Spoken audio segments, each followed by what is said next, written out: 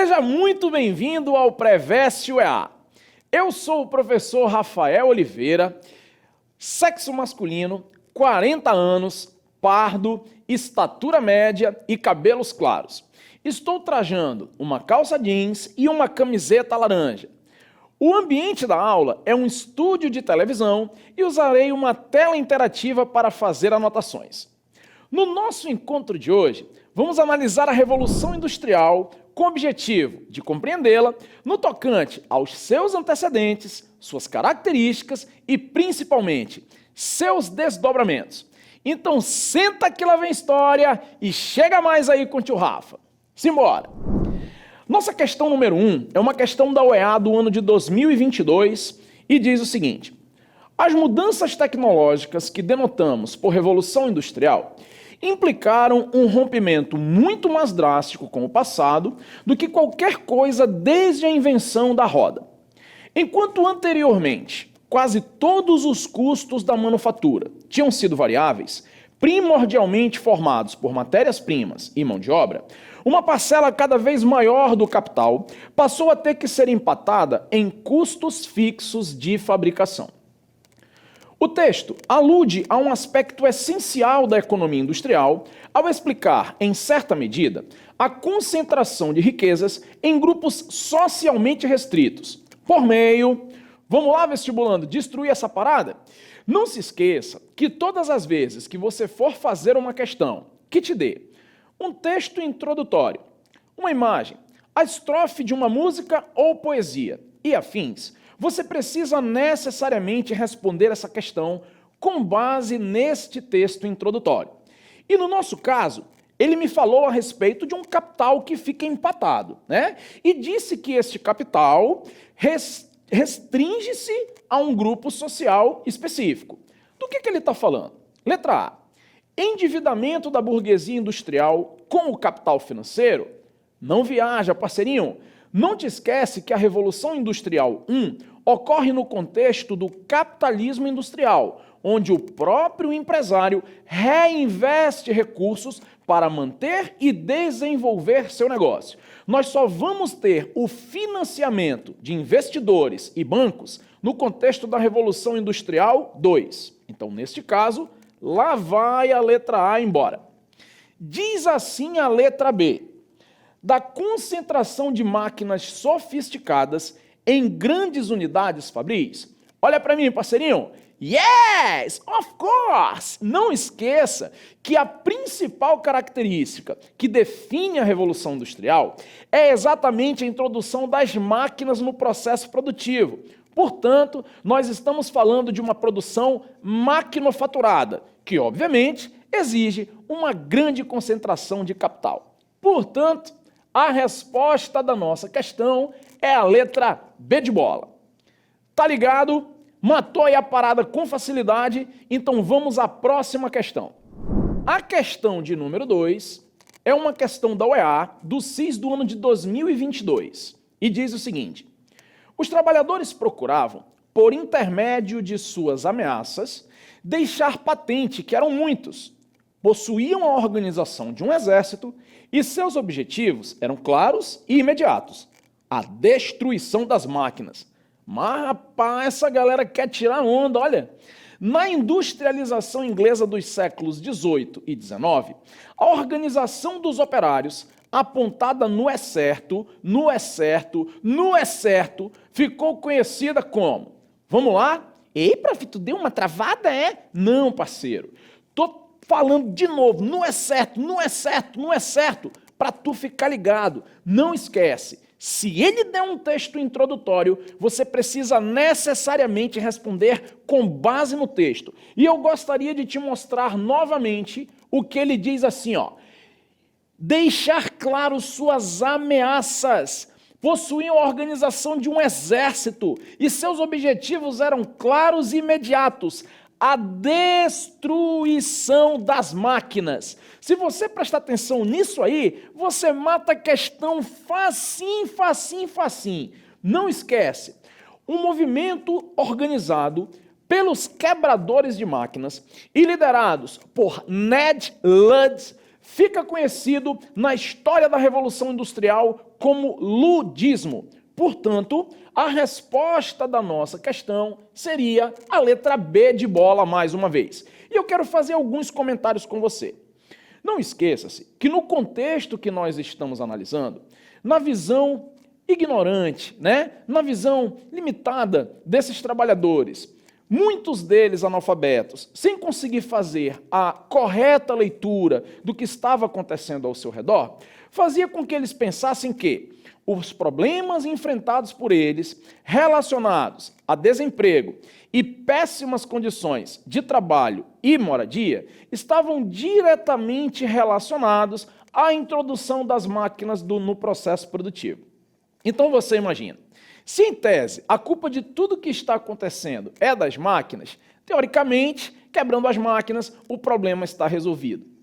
Ha! Doce ilusão desses caras, concorda comigo, vestibulando? Não esqueça-se que se essa galera quebra máquinas, os donos dessas máquinas, que concentram um grande capital, não só são capazes de mandar arrumar essas máquinas, como se quiserem, eles podem inclusive adquirir máquinas novas, muito melhores, muito mais sofisticadas e com uma capacidade produtiva infinitamente superior. Mas, para esses trabalhadores quebradores de máquina, restará o desemprego, a prisão e a necessidade de ressarcir o prejuízo causado ao patrão. Fora o fato de que essa galera passa a fazer parte das chamadas listas negras, ou seja, uma lista de trabalhadores que não seriam contratados em outro ambiente fabril em hipótese alguma, nem que a vaca tussa, parceiro. Então, neste caso, doce ilusão dos membros do movimento ludita ou ludismo, como você preferir, que é exatamente a resposta da nossa questão,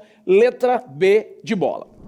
A questão 3, novamente, é uma questão da UEA, do ano de 2021, que diz o seguinte: a despeito da historiografia tradicional sobre a Revolução Industrial negligenciar as dimensões do fracasso das primeiras experiências fabris, ainda assim, podemos afirmar que a resistência do trabalhador ante os avanços do sistema de fábrica foi decisiva durante esse período. De fato, a galera não desistiu de lutar por melhores condições de vida e trabalho. Esse é um detalhe muito importante e muito característico da primeira Revolução Industrial. Mas segue aí. Afinal, nem todos os homens se renderam diante das forças irresistíveis do novo mundo fabril. E a experiência do movimento dos quebradores de máquina, olha eles aí, pessoal do movimento ludita, demonstra uma inequívoca capacidade dos trabalhadores para desencadear uma luta aberta contra o sistema de fábrica.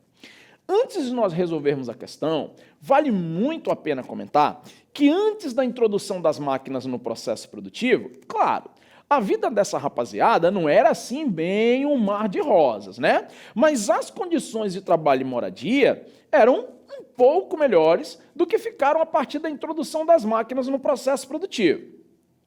Logo, a partir do momento que a gente introduz as máquinas nesse processo, você está ligado que a gente vai conseguir produzir mais, em menos tempo, com mais qualidade e, por consequência, os trabalhadores acabam se tornando peças descartáveis desta engrenagem industrial. Então, obviamente, isso vai fazer com que aumente o desemprego e quanto maior a quantidade de pessoas desempregadas que nós temos lá fora, por tabela, achata-se ainda mais a remuneração paga a esses trabalhadores que ainda conseguem manter seus empregos e piora cada vez mais o ritmo de trabalho e as condições de vida dessa rapaziada.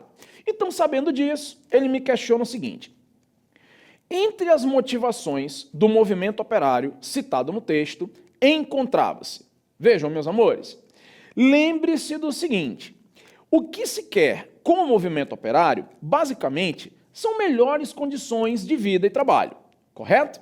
Dentre essas melhores condições de vida e trabalho, luta-se por uma legislação trabalhista, luta-se pela regulamentação do trabalho feminino e infantil, luta-se por uma redução das jornadas de trabalho, luta-se por salários estabelecidos, que nós chamamos hoje de salário mínimo, luta-se por uma série de melhorias, tanto das condições de trabalho, quanto das condições de sobrevivência deste trabalhador, que muitas das vezes fica encerrado aí nesse ambiente fabril entre 12 e 14 horas diárias e, dependendo da situação, podendo até ficar 16 horas diárias dentro da fábrica. Imagina, maninho, essa parada? Mas vamos responder aqui o negócio.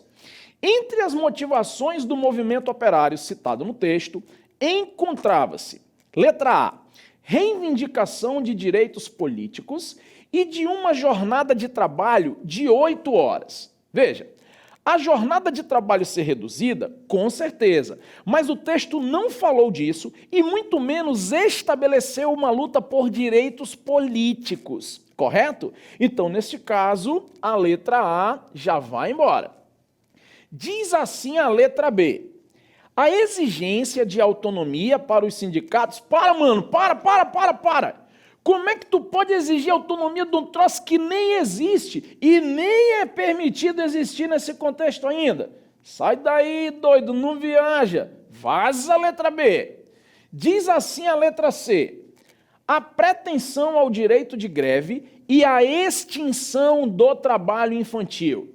Veja, no texto não se menciona em momento algum a pretensão de direito à greve, até porque nesse contexto isso é assim algo utópico, surreal. Inclusive vai ser uma das lutas que nós teremos no contexto do século XIX. Então a letra C vai embora. Já a letra D afirma: a luta contra o desemprego e a exploração dos trabalhadores, que com certeza absoluta é uma característica desse contexto. Portanto, a resposta da nossa questão de número 3 é a letra D.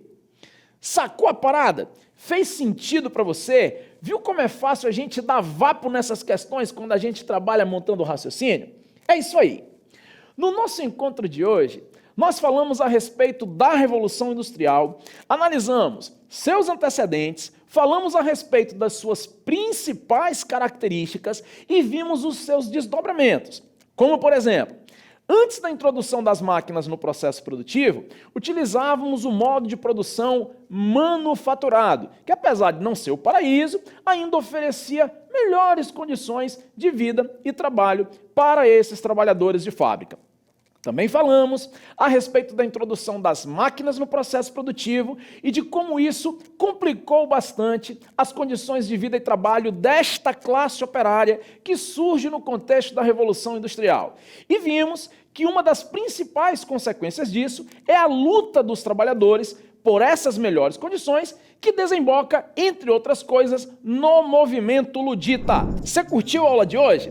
Então fica ligado em todas as nossas redes sociais, porque esse tema é um tema extremamente importante para a prova da Universidade do Estado do Amazonas. Espero você lá no nosso aplicativo e nas nossas redes sociais. Forte abraço!